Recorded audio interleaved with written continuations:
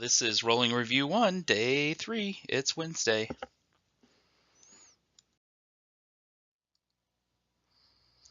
In order to solve using the quadratic formula, you're going to need to know the quadratic formula.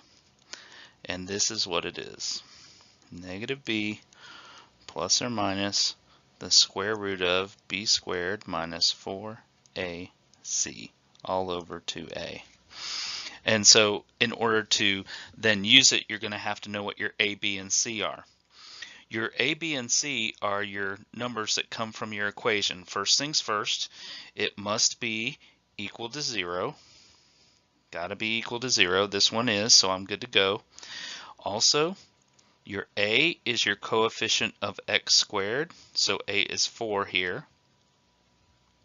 If your equation just started with an x squared, then your a would be 1, okay? But this problem, there is a 4 there. Your b is your coefficient of x, so b is 10. And your c is your constant at the end, so that's 21. So I just take those numbers, plug them into quadratic formula, and I get x equals opposite of b, so negative 10, plus or minus the square root of b squared, which is 100, minus 4 times a, which is 4, times c, which is 21, all over 2a, which is 8. Now the first thing I'm going to do to solve this is I'm going to take this part under the radical, which is called the discriminant. I'm going to take that part under the radical and plug it in my calculator. And when I do that, I get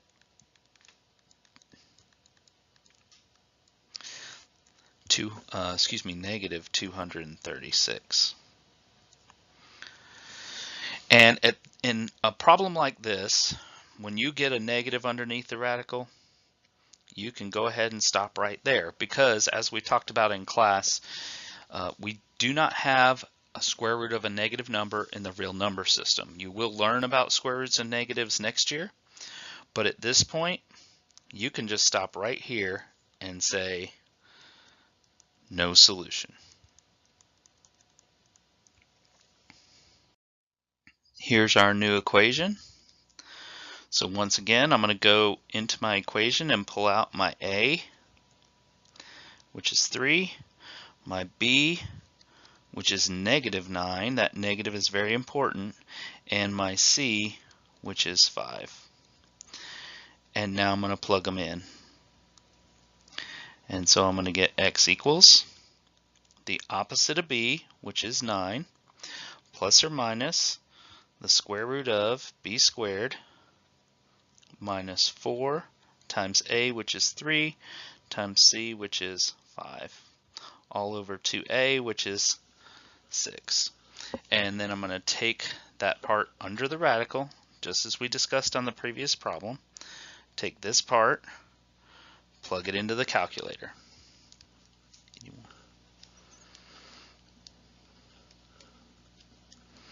And when I do that, I get 21.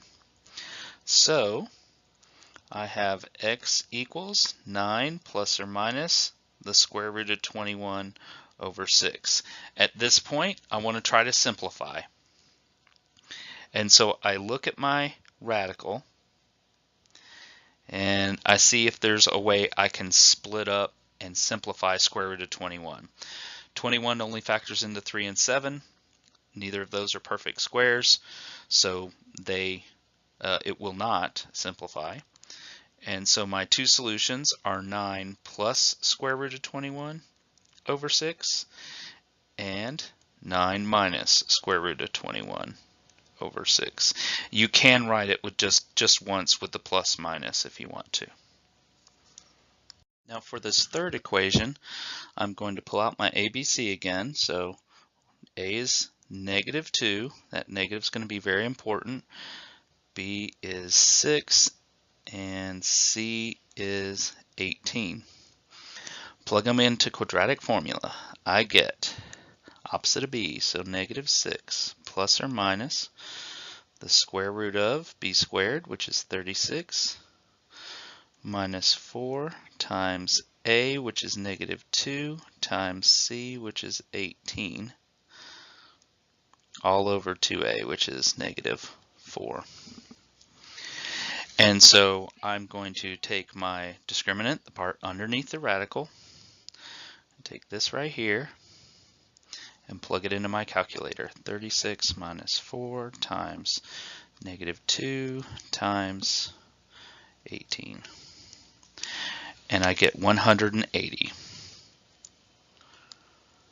So I get x equals negative 6 plus or minus square root of 180 over negative 4. I need to simplify that square root. So the square root of 180 can split into square root of 36 and square root of 5. Square root of 36 gives me 6, so I have 6 square roots of 5. Now you could also have split square root of 180 into 9 and 20.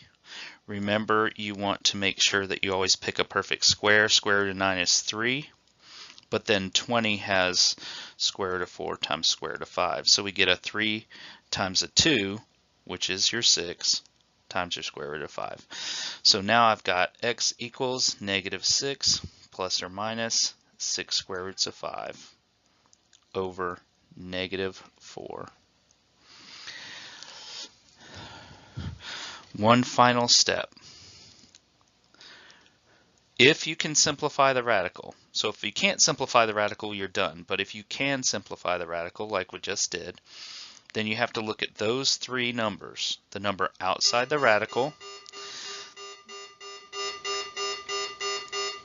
the number over here, and your denominator. All three of those. If they all three have a common factor, you can simplify.